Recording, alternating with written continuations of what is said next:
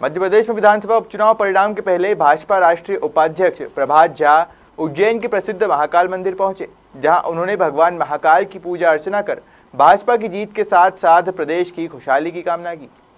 मध्य प्रदेश के 28 विधानसभा सीटों पर परिणाम आने से पहले एक बार फिर भाजपा और कांग्रेस के नेता भगवान का आशीर्वाद लेने के लिए मंदिर पहुंच रहे हैं। इसी कड़ी में भाजपा के राष्ट्रीय उपाध्यक्ष प्रभात झा सोमवार को उज्जैन के प्रसिद्ध महाकाल मंदिर पहुंचे, जहां उन्होंने विधि विधान से भगवान महाकालेश्वर की पूजा अर्चना कर देश प्रदेश की खुशहाली की कामना के साथ साथ उपचुनाव में भाजपा की जीत की प्रार्थना की।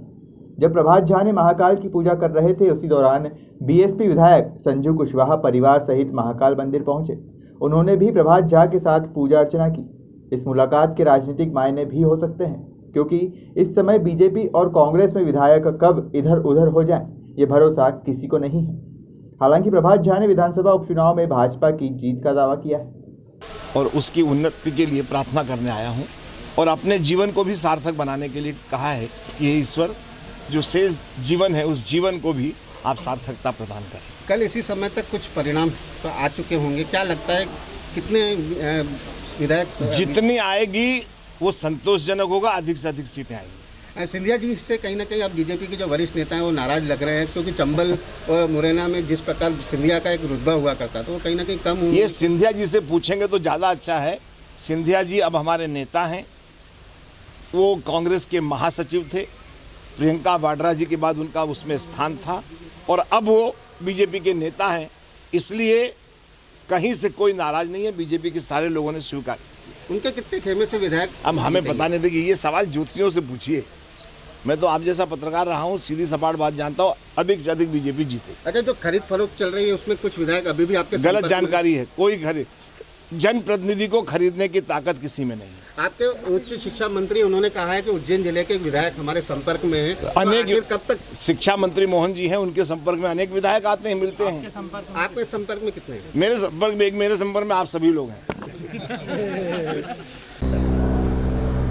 रुद्राक्ष, बाबा आश्रम, इस सब की गरिमा बना के रखना चाहिए।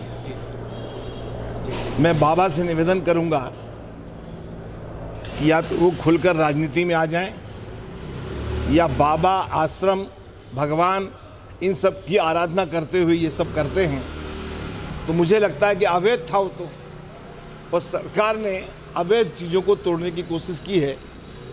कांग्रेस कुछ भी कहे, लेकिन क्या कांग्रेस समर्थन करती है कि वो जमीन सरकार गिर ले और उसको छोड़ दें? ठीक है, वहीं पर रहिए। कहीं ना कहीं आपके शासन में ही उनको राज्य मंत्री का दर्जा दिया गया था और आपके शासन में ही उनको जमीन प्रोवाइड की गई। हो शासन में कोई भी होगा गलत करेगा उसको भुगतना पड़ेगा। तो आप मानते कि ऐसे व्यक्ति को आपने राज्य मंत्री का दर्जा दिया था?